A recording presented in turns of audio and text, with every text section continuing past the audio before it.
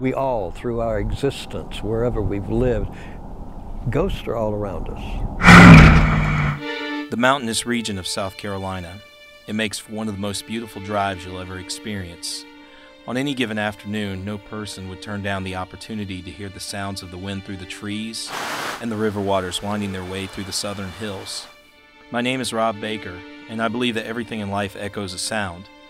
Memories of events long forgotten echo, the experiences of people from long ago echo, and sometimes those echoes are so powerful, so intense, they become haunting to those of us living here now.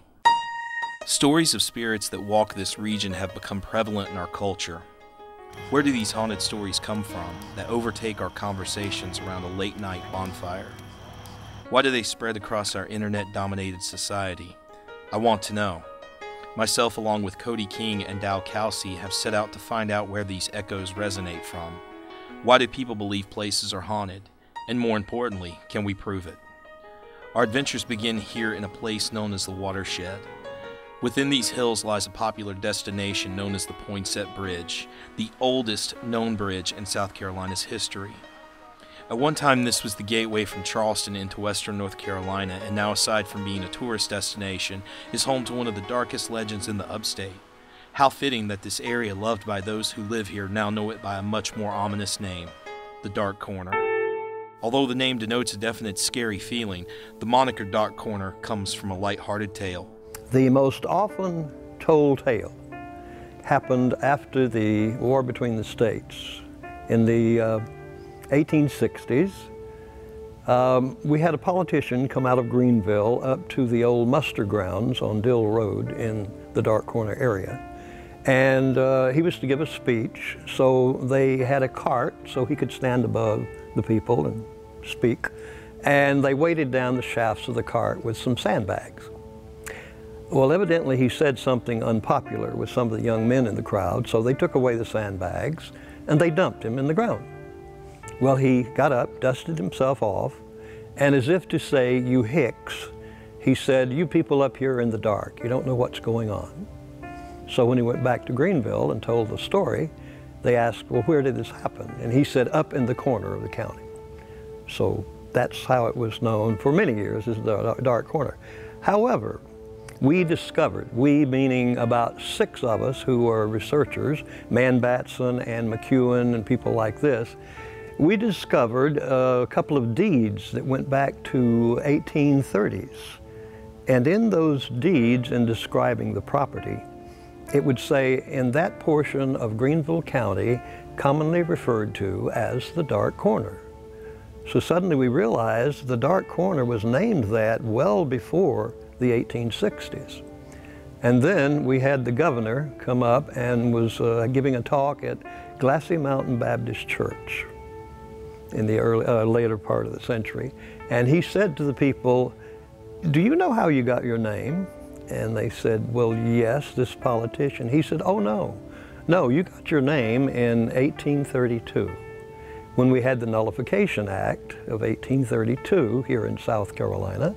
As you know, we had a vote taken in the state that year because some tariffs had been passed by Congress that were not good for the southern states. And so we elected by states to nullify certain things from the Congress. We can still do that. They're doing it today. And so when the vote was taken, though, in the state of South Carolina, 82% of our people in the state voted yes, let's nullify. But in the Dark Corner, it was called Mason's Box in those days. And when the vote was taken, the vote was 169 to 1 against nullification. One of those residents who have called the Dark Corner home is all too familiar with the stories that have been long whispered among people. His name is Dean Campbell. I am a native of the Dark Corner, born and raised 3/4 of a mile from the house I was born in is where I live now. I went away to the outside world, as we refer to it, in the Dark Corner. We're very close-knit, and the people in the Dark Corner are tied to the land. They're very much a part of it.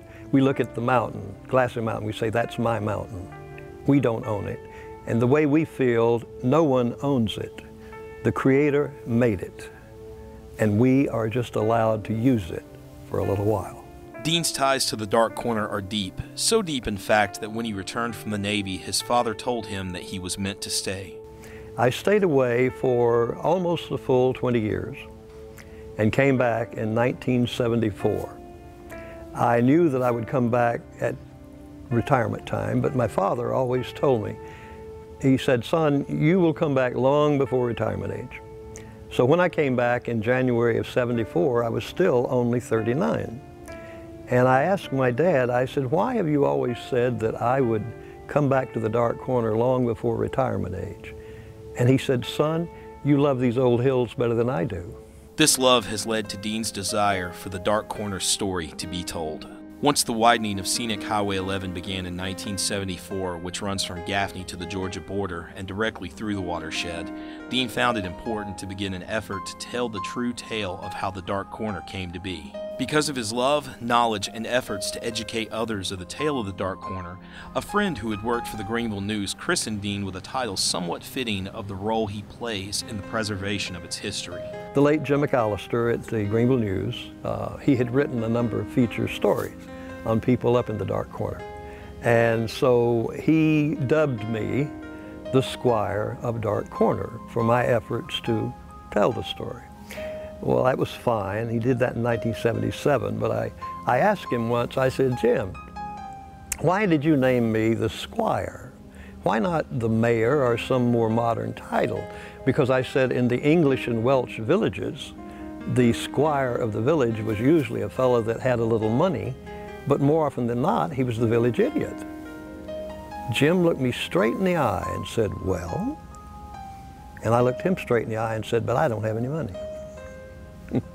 When we decided to find out more about the ghostly figure that haunts the Poinsett Bridge, we asked Dean to tell us the story of the ghost of a murdered slave whose presence has been seen by many people at night at the Poinsett Bridge. Little did we know that there was another haunting tale that lay right around the corner from the bridge at Camp Old Indian. And there was a cabin built on the property that now is Camp Old Indian. Up until then, though, it was private property before it established the camp in the 1920s. The cabin, the foundation of the cabin, was built in the Cherokee manner, but the rest of the cabin was built the way the white man built it. We know for a fact that Gresham Callahan was the first person to live in the cabin. We can't prove that he actually built it, but we know that he lived on the property. Now, well up into the 1800s, a Reverend Gosnell, who was related to all the Gosnells up on Glassy Mountain, he purchased this cabin and the property where the camp is located. And so 3 generations of his family lived in this cabin, and it became known as the Gosnell Cabin. The last surviving member of the family that lived in the cabin was Luther. And he was a bachelor. He was caretaker for the camp, as a matter of fact. And so he also was epileptic. And one night, living alone, he had a seizure. And it was so bad that he was near the fireplace. And his feet and legs, lower legs, got into the fire itself and burned terribly. Well, no one found him for about 3.5 days. And when they found him, gangrene had already started setting into the legs and feet. And so they took him down to the old Greenville Hospital, and he died within 3 days of gangrene. After the passing of the Gosnell cabin's final resident, the cabin welcomed new visitors while still keeping some who had overstayed their welcome. It was only used by the Order of the Era, which is the camping society for the best campers, and it's based on Indian lore. And so they had their secret meetings in this cabin. The cabin was all wood, wood-shaped roof, wooden walls, wooden doors, wooden hinges, wooden shutters, and so forth. Very unusual, going back to 1810. And so after Luther died, there would be some noises heard coming from this cabin. And the boys and their scoutmasters, they made up the story that, well, it had to be the ghost of old Luther, And the groaning that they would hear was him groaning in pain, and the pounding or the hitting of something was him kicking the andirons and so forth, trying to get his feet and legs out of the fire. So this was haunted for years on the campus.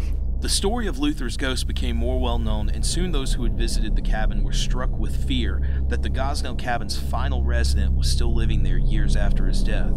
This is more evident than ever, at least for a while, to Lawrence Stanley, who served as the scout executive for the Blue Ridge Council Boy Scouts of America from 1948 to 1967. Dean recounts Mr. Stanley's ghostly experience with the Gosnell cabin. Mr. Stanley would come up from his office in Greenville on Wednesday night and tell ghost stories, and he always would tell the story of the old Gosnell cabin and how it was haunted on campus. So that during one of the years that they decided to build the new dining hall, which has the rock foundation, when the stonemasons were in doing the foundation work, Mr. Stanley would drive up on Friday afternoon from his office and be there overnight in the director's cabin, and then he would talk to the stonemasons and check the work out on Saturday mornings. Well, one particular Friday when he went up, as he's talking to the stonemasons, a couple of cars arrived with scoutmasters and a group of scouts who were going to stay overnight up the camp. So Mr. Stanley said, well, use the Adirondacks that are over near the old Gosnell cabin. Fine. But then the workman told him that, oh, Mr. Stanley, we forgot to tell you, but we won't be here tomorrow. We have to go to a stonemasons meeting somewhere. And so he said, well, there's no reason for me to stay over. So he goes to the scoutmasters and he says, the fellows aren't going to be working tomorrow, so you guys have the place to yourself. Well, he went on back to Greenville. Monday morning, bright and early, he came to his office, and waiting at the office door was one of the scoutmasters. And he said, Mr. Stanley, we didn't stay at the camp over the weekend. And he said, why not? He said, well, after you left and it was getting dark, he said, we started hearing groans and kicking sounds coming from that cabin. And he said, the boys got so worked up, we knew they wouldn't sleep, so we just packed them up and brought them home. Well, Mr. Stanley thought, well, now, I bet it was some of the stonemasons knew the boys were going to be spending the night, so they probably snuck back on the property and decided to, make some noises. So he says, when I go up next Friday, I'll just see if they're snickering about something they pulled on the boys. They came up on Friday, and he saw nothing, heard nothing about the guys scaring the fellas. So he thought, well, I've got to investigate this. So he spent the night in the director's cabin, but after dark, he decided to leave the lights on, and he snuck out the back door with a floodlight, a flashlight that's almost like a floodlight. And the cabin, the old Gosnell cabin, was about 100 yards back of the director's cabin. So he goes back and just squats down right at the edge of the woods where the clearing is. And sure enough, about 5 minutes later, the wind got up just a little bit in the trees, and he heard this groan. And then he heard clunk, clunk, clunk. And he thought, goodness, there is a sound. So he took his light and he went up and down, up and down, up and down. He couldn't see a thing. So he cut it off, listened, and sure enough, groan, flap, flap, flap. So this time he went horizontally with his light, and lo and behold, one of the shutters that everybody thought was nailed shut was not. It was loose. And so the wind would make it open just slightly, and the old wooden hinges would go, and then the wind would make it go flap, flap, flap. So he solved the mystery. Now, the next summer, he would come up, and he started telling the boys on Wednesday night how and what the old ghost was in the Gosnell cabin.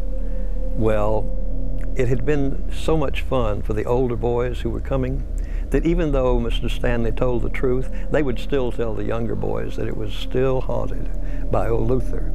So it seems the story of the Gosnell cabin, which has since been relocated to Malden right off Lawrence Road, and Old Luther's ghost, is nothing more than a tale kept alive by the desire to scare young campers. However, just down the road at the Poinsett Bridge, people who frequently visit find themselves intrigued by the story of something much more sinister. Jessica Smith, who visits the bridge with her family, recalls when she first heard about the ghost of the Poinsett Bridge. My freshman year of college, I remember a group of seniors telling us freshmen they had this cool bridge they wanted to take us to. And they loaded us up in a minivan, about 15 freshmen, and they drove us down here, these two seniors, and left us here. It was just around dark, and we walked across the bridge. And as we were walking across the bridge, they had, of course, on the way up here, I should have said, they told us stories of how there had been a slave that had been hung and had died here, and that there was her ghost remained here.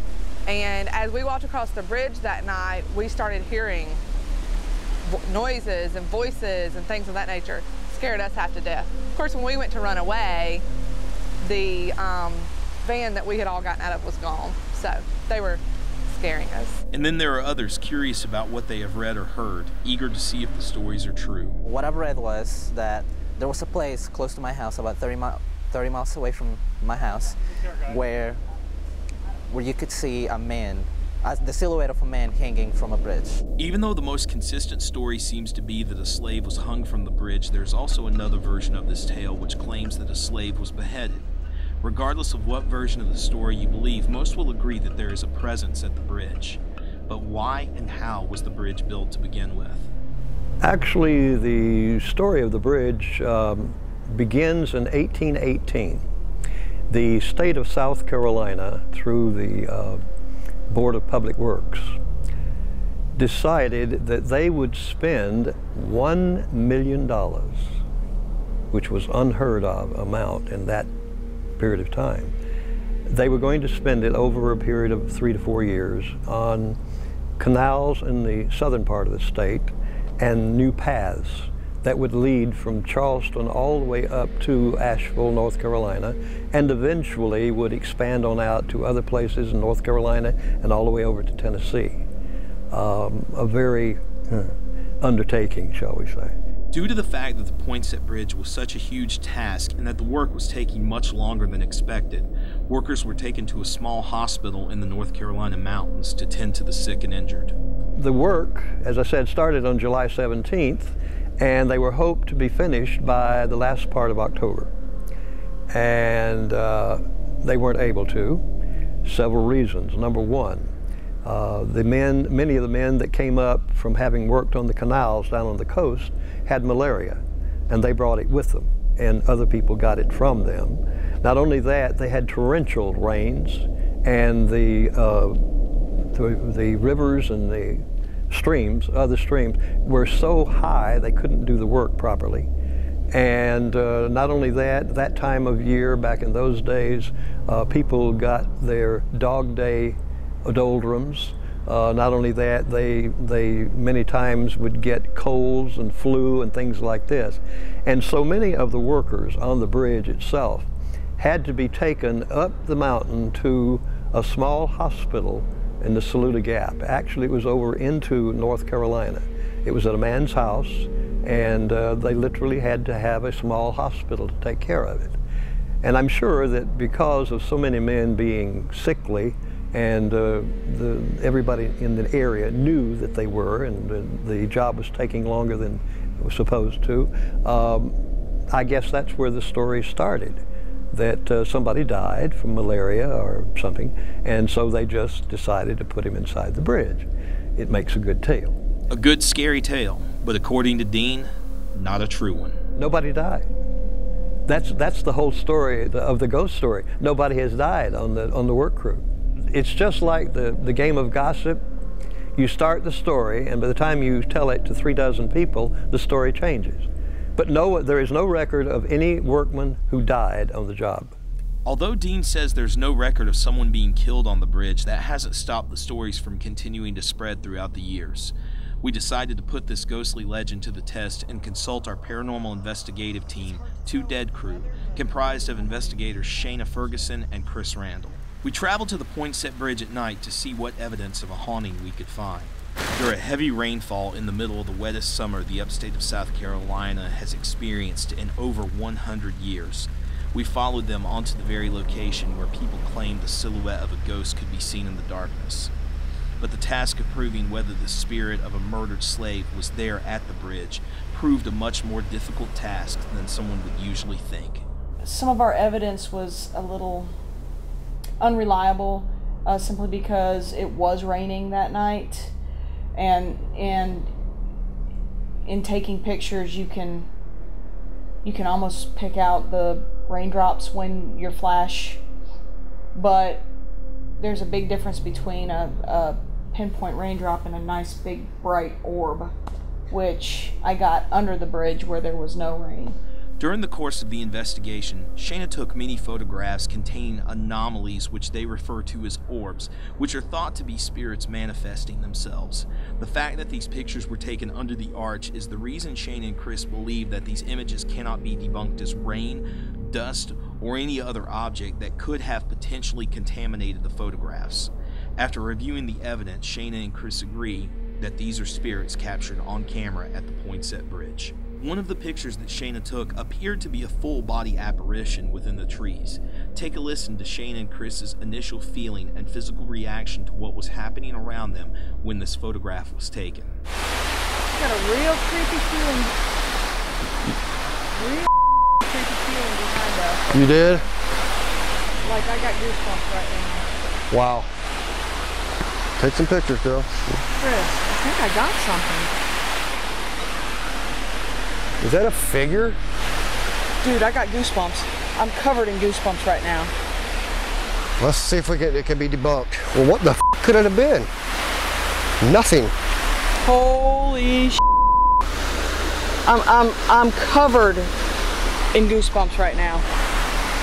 But a second look at the photograph proved the apparition to be something else. I took the picture and looking at it on my camera, thought I saw the outline of a figure standing there. I think I showed it to you.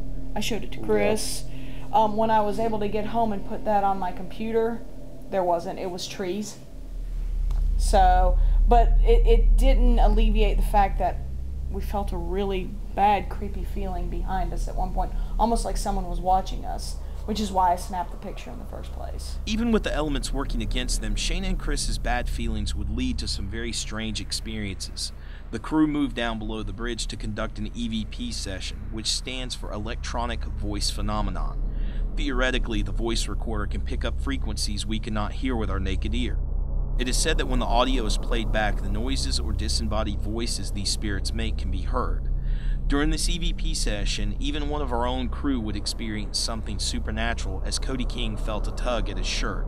Look and listen to Cody's reaction as he feels something touch him, and then as everyone reacts to seeing multiple lights moving within the trees. You know, whenever you said, tug us or anything like, tug on us, I did feel the front of my shirt kind of move a little bit. Yeah. But I don't know if that was... It's hard to tell sometimes. Nerve jump or anything like that. Sure.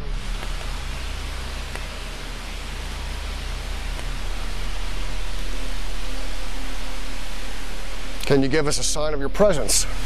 Is the spirit of the deceased slave here with us now? I could have sworn I caught something out of my peripheral vision. Where, Chris? Where? Back that way.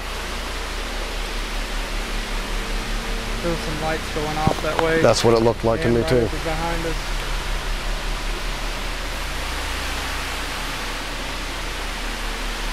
There's a lot of lights over here.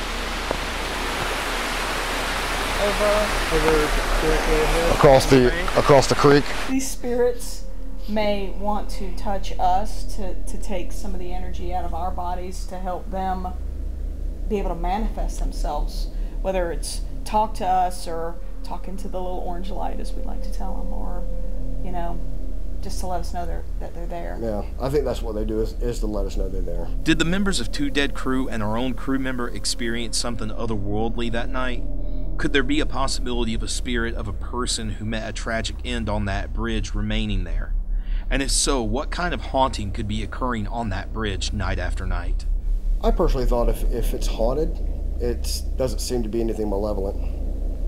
You know, I didn't get a bad feeling there. I don't think it's probably intelligently haunted. I think it's probably residually haunted. The way I understand it, we all have energy. Energy doesn't die, it just changes form. Everything we touch, we're going to leave a piece of our energy there. So, you know, if somebody did die there, if somebody, you know, even if somebody just hung out there for a while, part of that energy and part of that history is going to remain in that bridge, in the stones, in the trees, in the water, all of it. And, you know, if you're lucky enough, sometimes you might be able to pick up a residual, like on a loop almost. It's been described almost as taking a scene out of a DVD and just playing it over and over again. The spirits have no clue that you're there. It might not even be a spirit. It may just be the emotional content of that event that happened at that time left some kind of impression on, you know, and it's like, you know, a tape rolling over and over again, playing the same scene. Or could there be a much darker spirit there seeking out those who took his or her life? According to Dean Campbell, neither is there. But Dean does believe that under the cover of night, the Poinsett Bridge does have an ethereal voice of its own making. My first year to go to Camp Old Indian, I was selected by my troop to become a member of the Order of the Era. That's for camping, best campers. And it's based on Indian lore, and you go through a very lengthy initiation. The first thing is you have to spend the night alone in the woods by yourself to prove that you're brave. Well, where did they put me? On the upper side of Poinsett Bridge. Now, today there's a beautiful trail leading up that hill toward the camp. But in those days, it was so thick with mountain laurel that a person could not walk through it. And it was a known snake den, including timber rattlers. They put me 20 feet from the snake den and allowed me to keep a flashlight, knowing that I would spend the night burning the flashlight looking for beady eyes. I didn't see any, but I will tell you this, having slept a little bit that night, there are sounds in the night at that bridge. My final thoughts I can leave you with: go there, experience it, and see what echoes you may hear.